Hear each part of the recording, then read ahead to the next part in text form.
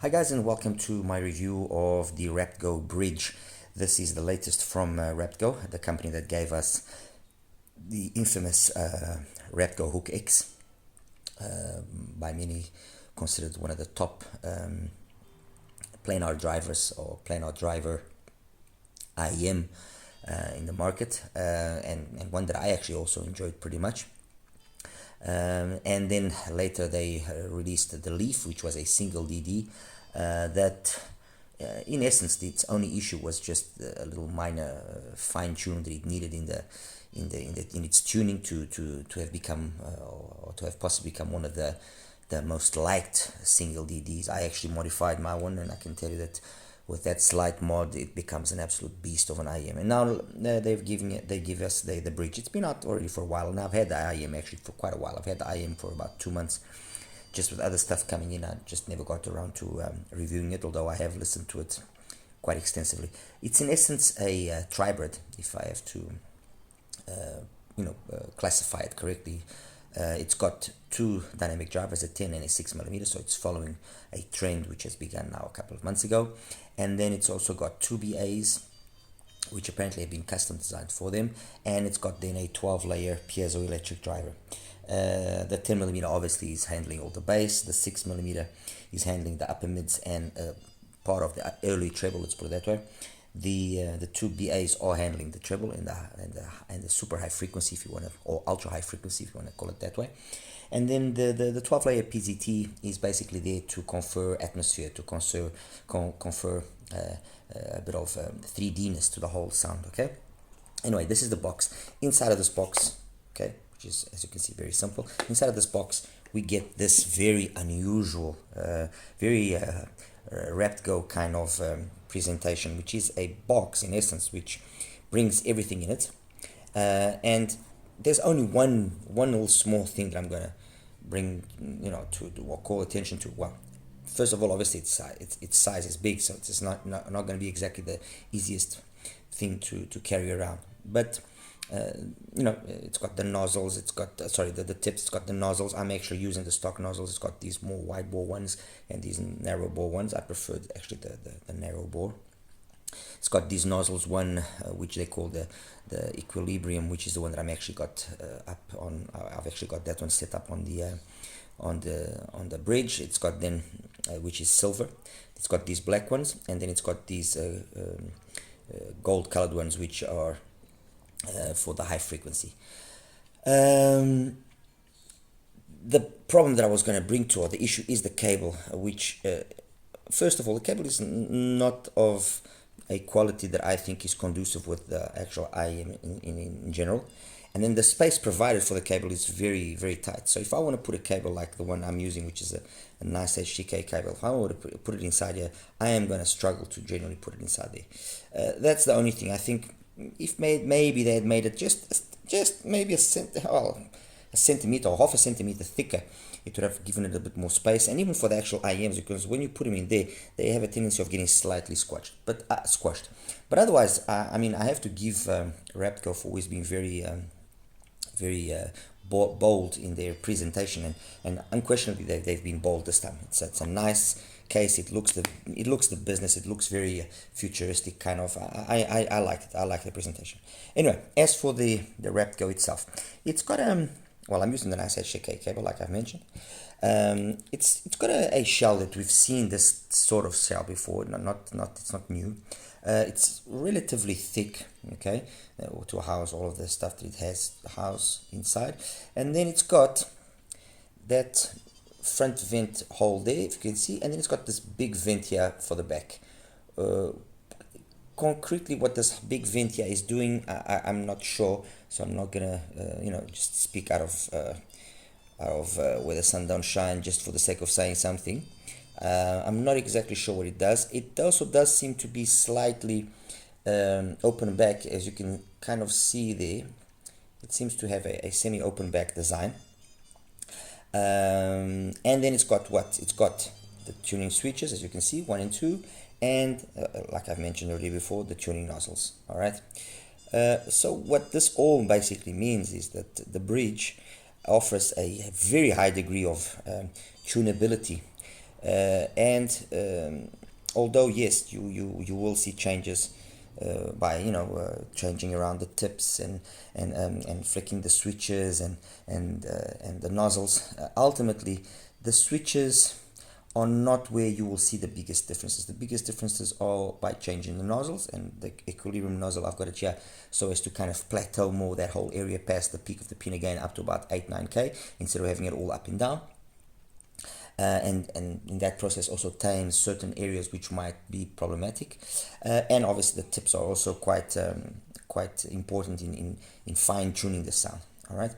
Overall, what can I how can I then in terms of the fit and so on, it's not a problem because it isn't a big IM, although thick, but it does require a nice deep fit in my opinion in order to get the maximum out of it. So make sure that you choose some nice tips which are not on the very thick side, so that will allow you to deep insertion.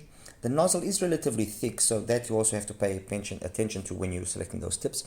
Once they properly are in, once they properly sitting in their place, they stay in, they isolate pretty decent.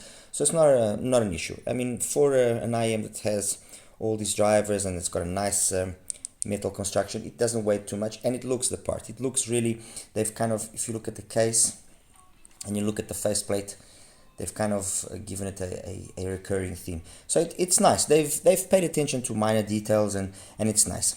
I used, as most of the time as I do, my M50 and X7, and I also used the Venture Electronics Prime Deck and the RA2.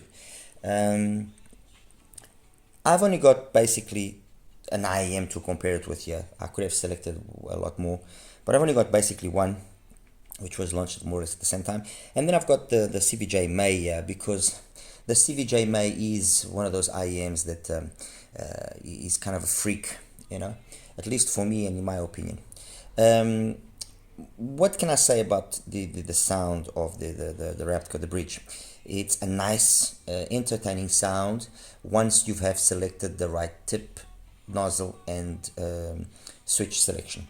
For me, the only switch selection that truly makes sense is the selection where both switches are actually in the off position. So I'm not boosting anything or nothing. It's just on the off position. Both switches in the off position, 1 and 2, using the silver nozzle.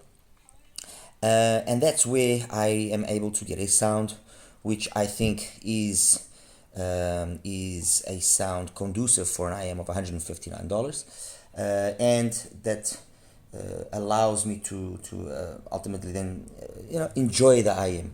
It's one of those IMs that does nothing particularly wrong but does nothing particularly right either, and that is where there lies the question: is the value of this IM then adequate?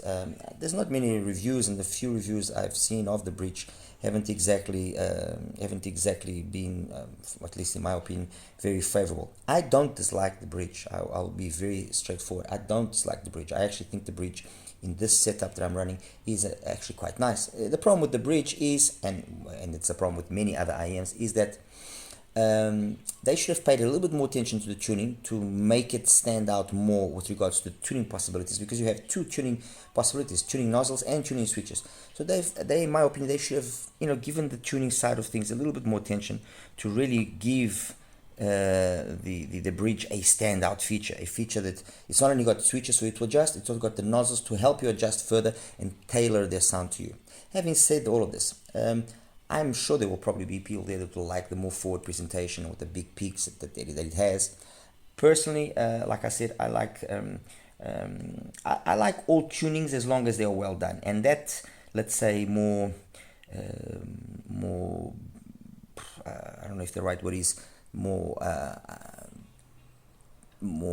along the lines of the tuning that they really wanted to give the bridge. I don't think it is a successful tune. I really don't. It makes things a little bit artificial. It makes the things colored in a way which is not exactly what I would call pleasant, and it just makes the IM become fatiguing after a while, because you notice you listen to something which is just not right. There's something that is just not correct. With the setup that I'm running, it's a completely different story. It's got great bass. It's not monstrous amounts of bass, rumbles, no, but it's got great bass, good extension, good mid-bass impact, nice and clean. Everything is very impactful, very clean. I'm sure that the PZT also has a role in that.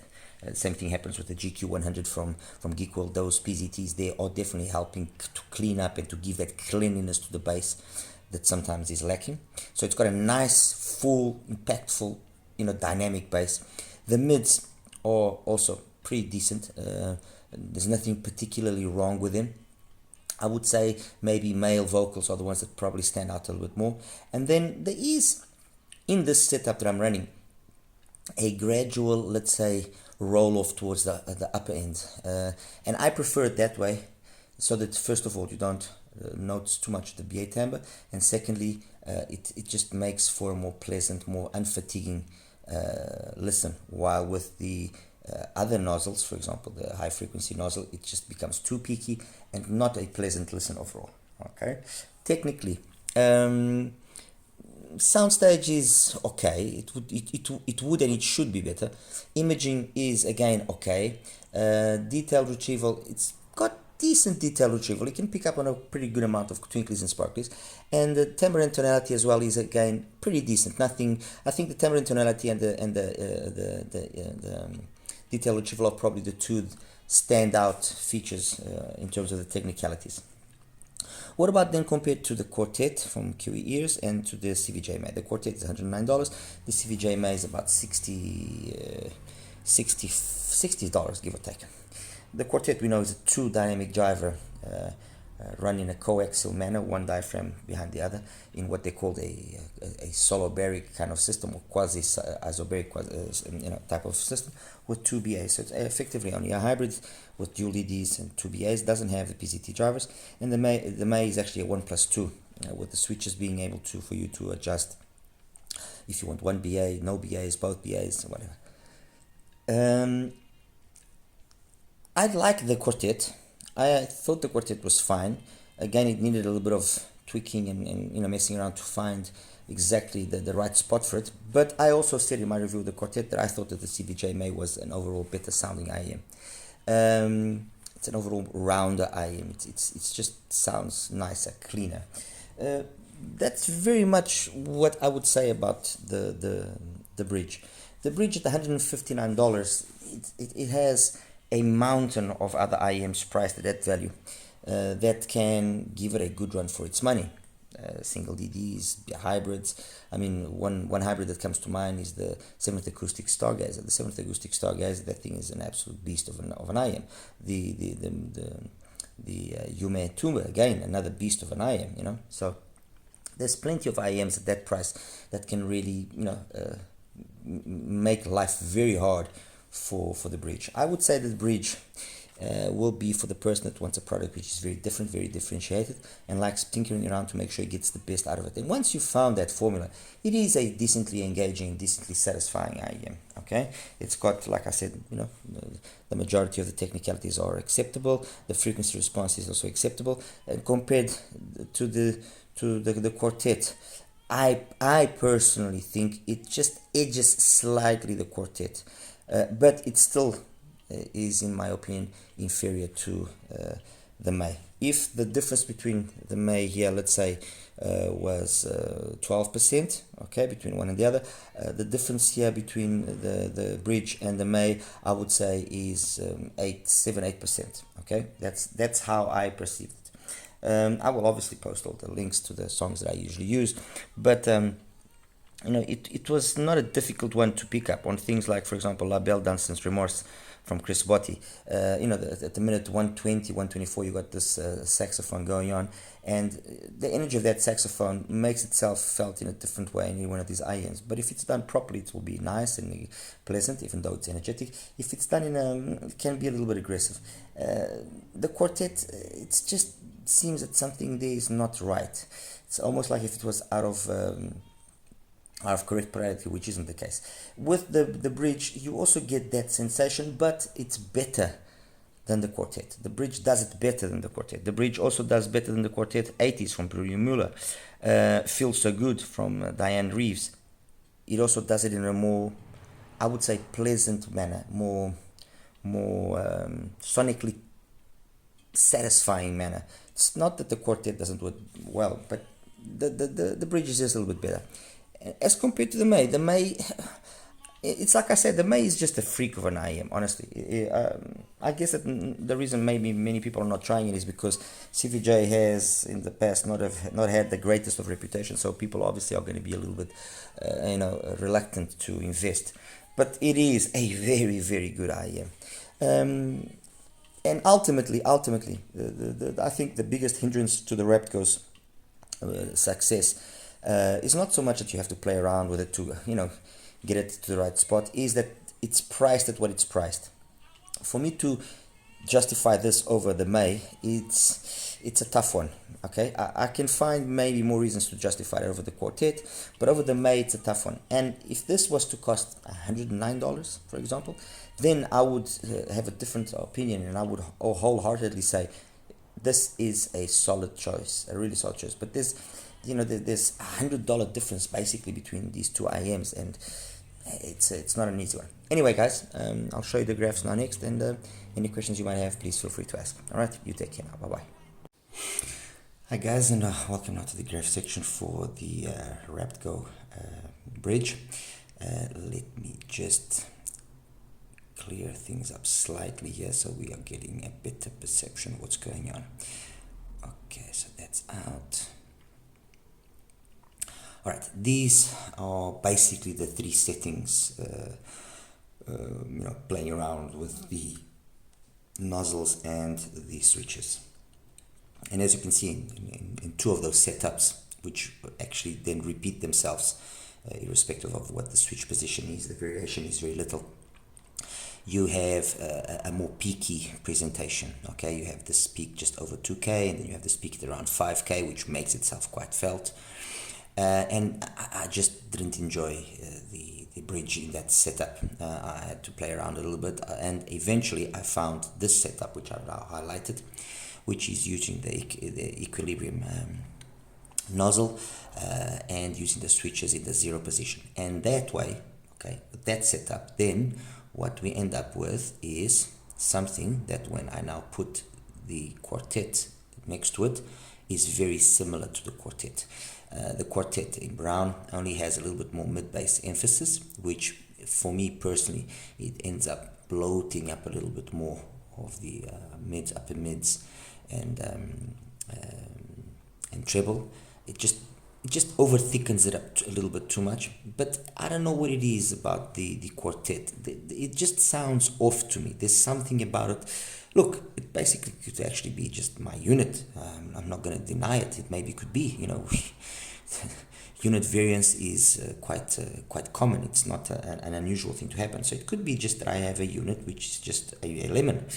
But ultimately, I don't feel that's the case. It just sounds off to me, to my ears, to what I like listening to, and the bridge just sounds overall just nicer. It's just a more pleasant listen. As for just a quick breakdown of the frequency response with the setup that I've used, everything stays within a roughly 9 dB margin, which I think is pretty decent. Nice emphasis on the sub bass with a nice gentle glide, no real bleed into the mids. The pinna gain is nice and relaxed, smooth. There's still a little bit of a peak there at 5, but it's no longer felt. And then this peak here should be a little bit closer to 8, but good extension and decent enough information past 10K. Not as much as on the quartet, I'll give it that much. The quartet does have more, but somehow, and I don't know what it is, the quartet, I don't know if maybe it is that you feel more the BA timbre. It doesn't usually bug me, and it's not that it's bugging me.